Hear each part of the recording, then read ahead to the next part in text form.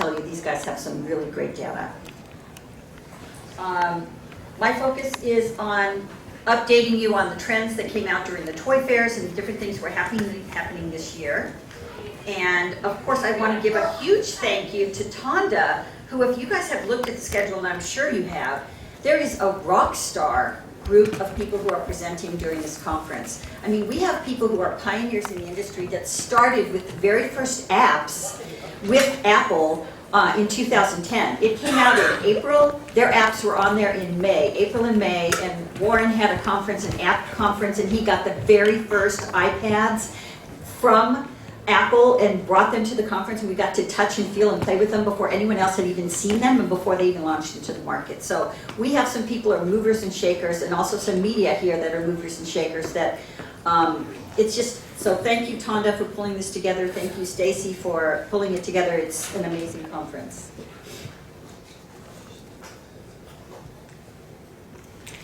She gave you my background. Basically, I've been in the industry for over 30 years. I'm a trend hunter. I've had my own company since 2003. I've worked at Mattel. I've worked at NPD, where Brett works now.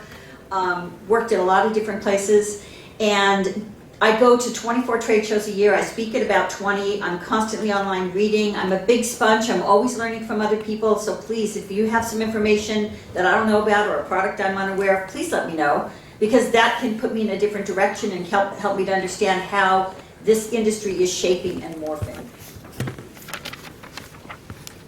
The three main trends from this year that came out of the various toy fairs around the world, Germany, China, New York Toy Fair, Las Vegas, everywhere, is little scientists, which are juggling numbers, tinkering with technology, exploring science, and examining the world around them. This is where your STEM products come in. STEM to STEAM to STEAM to STREAM, whether you call it science, technology, engineering, math, robotics, art.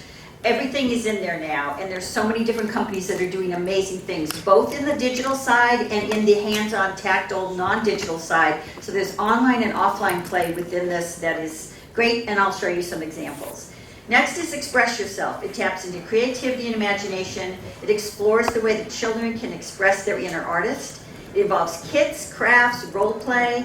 Customization is a core component. Personalization, as he mentioned, as Bjorn mentioned, kids love to customize and personalize their world. And when you can give them an opportunity and a tool to do that, they are all out there and they're going for it. Now, some of the Express Yourself products are offline, some are online, and some are that component that combines both. Beyond reality is really where we sit, which is the discovery about how technology can enhance learning with wearables, robots, gesture control, augmented reality, artificial intelligence. There's so many different ways, and all three of these trends are crossing the industry across all the various categories. So this just gives you a focus on some of the top three trends. There's obviously many more, but these are the top three. Little scientists and little scholars. This here, all of this is Sphero. Sphero has a new Spark program. Many of you know Sphero, the small ball that rolls around. You control it with your phone. It does all kinds of fun things. It has augmented reality. Now they have a whole program built into the school curriculum to teach kids about coding and programming. And it's getting very good acceptance because kids understand now what coding and programming means because they can do it themselves. They have hands-on opportunity to do that. Another example. Think Fun has been making brain teaser games for over 30 years. They now have a Codemaster game that teaches kids about programming and coding with path games, understanding logic and how things work in a path game before they even go onto the computer to do some of that. There's a company called Youth Digital that was doing summer camps and after-school programs with kids to teach them how to do digital, using digital tools to do things like create animated movies. Do Minecraft. Now they're teaching kids Java programming and C programming with Minecraft while they're building mods because it's very relevant to the kids. They love Minecraft. They want to build in Minecraft. They want to build better, bigger, more. And this teaches them that. And this is for kids 8 to 12. And it's an online course. The instructors go through and teach them everything. In a whole year-long course, they can go as fast or as slow as they want, and they still have that instructor, access to that instructor for the whole year.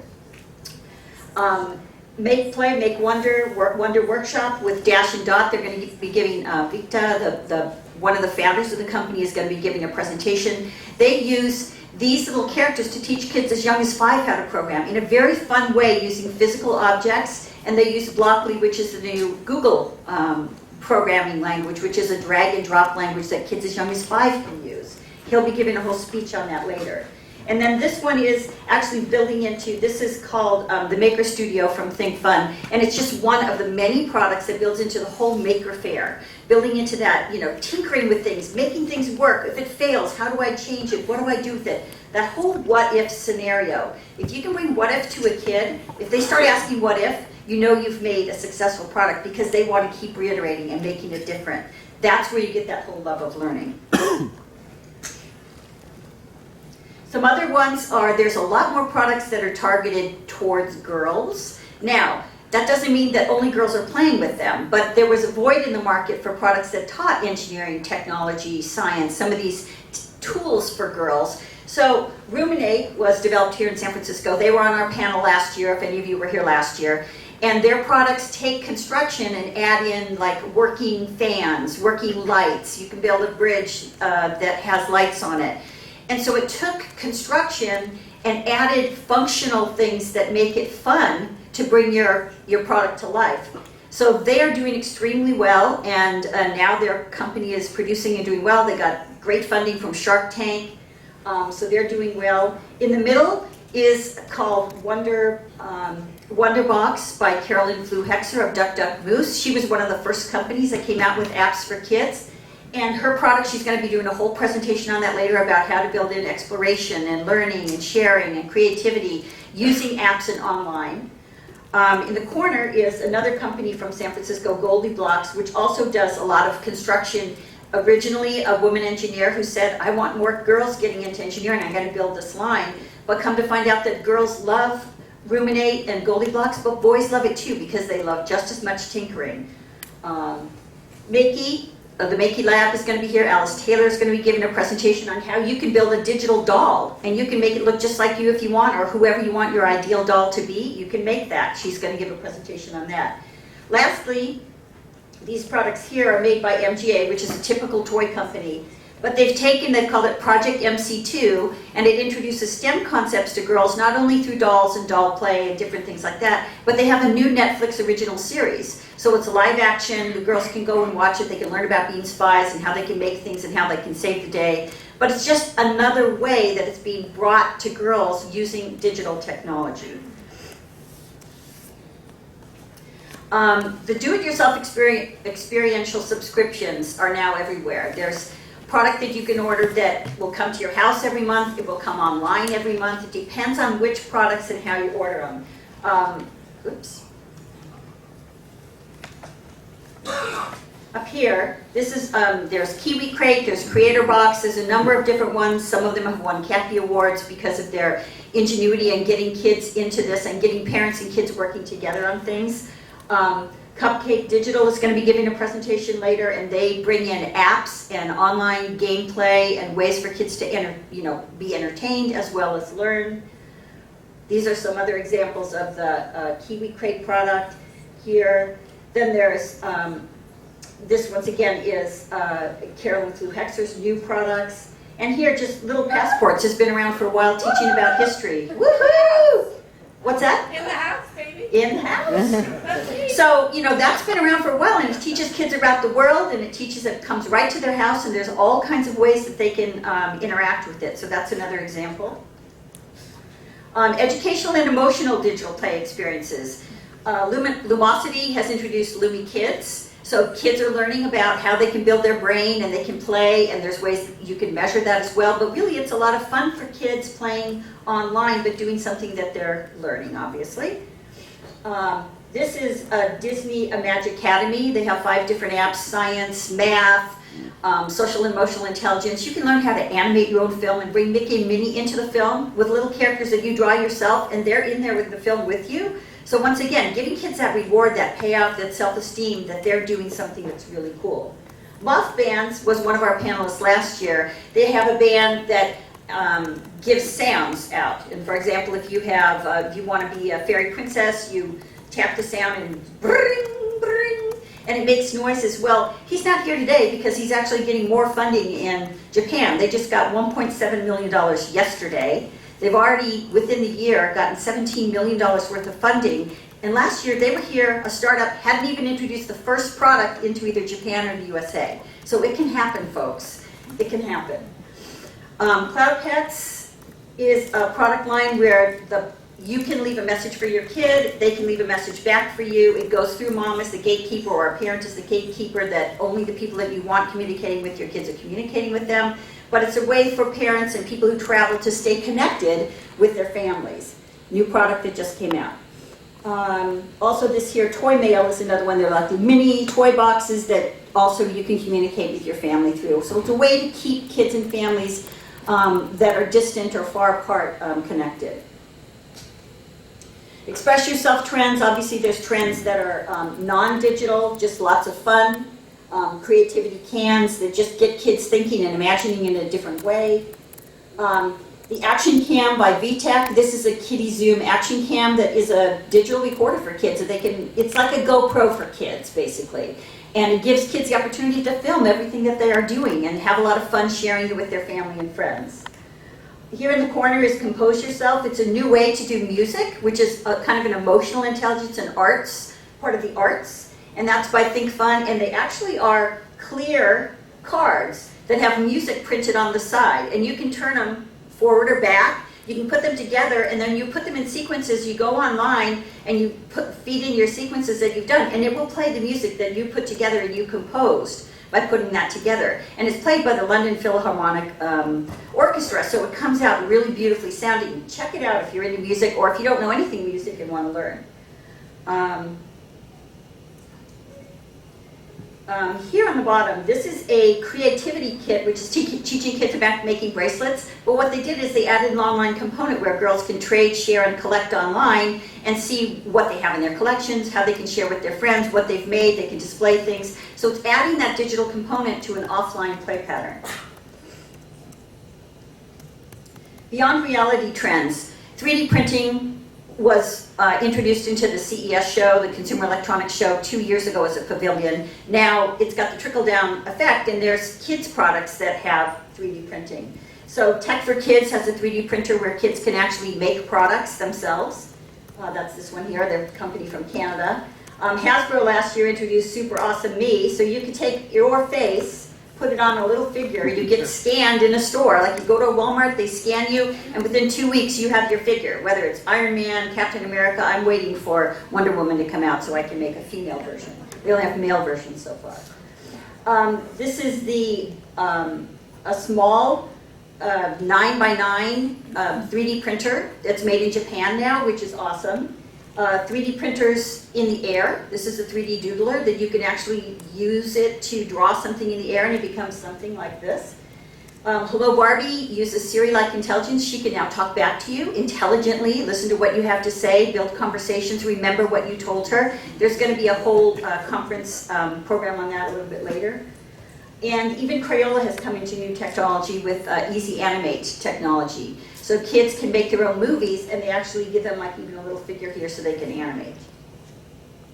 Connected play experiences. Brent is going to tell you a lot about what are the stats and the numbers behind this later when we get to him in NPD. But these are the action figures that come to life in the video games. What's new this year is Lego Dimensions now for the very first time has their portal and their products that are coming out on September 27th, so they haven't been revealed yet. The Amiibo came out last fall, very limited introduction, but it's really a kind of a 2015 product. So we're seeing that entering the market. Minecraft Lego products came out in the first quarter this year and have been flying off the shelves because it takes that kid that loves to build things and gives them a hands-on way to build offline. And what that gives is the parents and the other siblings a chance to talk to them about what they do in line when they're buried in their computer. It gives them a chance to have that conversation. The new Skylanders was actually the first company that came out with this in October of 2011. And this is their fourth version. It's called Supercharged. It's coming out in the holiday season, and they've added vehicles now. So they're adding a different category of play. So they've got air, land, and sea vehicles that are going to be added to that play pattern, which will expand their marketing as well. And Disney Infinity, Disney Infinity just launched their version 3.0, which now introduces Star Wars. So they have versions, episodes 4 through 6 that are available, and then they're going to be adding episodes 1 through 3 a little bit later in the year, and by the time we get to December, all of the characters across the new episode 7, The Force Awakens, and all of the other ones. So if there's any Star Wars fans out there, you're going to love playing that. But the cool thing is that in the toy box, you can play with Disney animated figures, you know, you can play with Pixar, you can play with Marvel and Star Wars all together in the toy box as a playground, and that's where a lot of families are playing together. This is a family-friendly game. These are a few of the Star Wars products that were launched last Friday on Force Friday. Everything was embargoed until last Friday. I was at Toys R Us Times Square doing a satellite media tour live from the Times Square office, and these are some of the products we showed. This is BB-8. This is by Sphero. You'll notice that familiar sphere. But this little head here, it works just like you've seen in the trailers. The head kind of bobs around on him, and you don't know how it stays there, but it does. And it moves around, and it's like the little baby darling of the Star Wars. People are just going crazy for this, even though it's $150. Almost all of the products on here are around $100 or more. And there are a lot of products that are less than that. These just happen to be some of the ones that were launched last week. The Millennium Falcon by Spin Master actually flies. It's a remote control. It has light and sound, and it flies forward and back. Indoors, because it's lightweight, and you can also fly it up to 200 feet outside. This guy here is Kylo Ren. You know, he's the new evil villain, so you get to see him. And he'll train you how to be a lightsaber master and try and convince you to go to the dark side. And he talks as well, and he's 16 inches high. Whereas here you have the, Lego has 7 new sets tied to the Star Wars Episode 7, and they have a mini Kylo Ren minifigure here, exclusive. That's the only set you can get it in, is that set right there for $129. If you want Kylo Ren, you got to get that set. And then Yoda, you can learn how to be a legendary Yoda Master, you know, Jedi Master. That's by Spin Master also, $180. But for those people who really love Yoda and really are Star Wars fans. And then Uncle Milton is introducing a brainwave force trainer where you use your mind to control what's happening in the holographic image that's in here. So you use your mind to fly planes, to get rid of things. It's pretty amazing, and it's a lot of fun. Drones and digital were the big trends at the CES show this year, and when you went through all the toy fairs, you saw so many of these products. They even have a voice-activated helicopter where you wear a little headset and you say, fly, you know, north, blah, blah, blah, forward, back, and it just does it by the sound of your voice, which is amazing. So there's so many different drones for adults, drones for kids. These drones actually go and they hover, and if there was a drone, if it was right out here, it could take a picture of all of you, and it would be a stabilized picture. It wouldn't be like, it would be a stabilized picture, which is kind of cool for people who love taking selfies, or who are doing extreme sports and don't have anyone there to take a picture for them. They can have their thing hover there and take a little digital video of what they're doing. Crowdfunding, last year we had so many of the companies that were new that are now crowdfunded that are doing very well. Robin Raskin did her own faux glasses, you know, so she has her Google glasses that were faux and they were only $19.99. We talked about Wonder Workshop. Tiggly is introduced this year their Tiggly Moves product. They have their Tiggly Words and they have their Tiggly Math. So the Tiggly Words is teaching kids how to build sentences and how to do things. It's a little bit older. Moth we talked about, they're out there getting their investor funding. Ruminate did that. There's a lot of different companies now, Techstars, Indiegogo, Kickstarter, Toybacker, which is especially for toys. And Osmo also was here last year. And they've exploded and they've done a lot of great stuff as well. So that's my last slide. And now I'm going to be moving into the next presentation.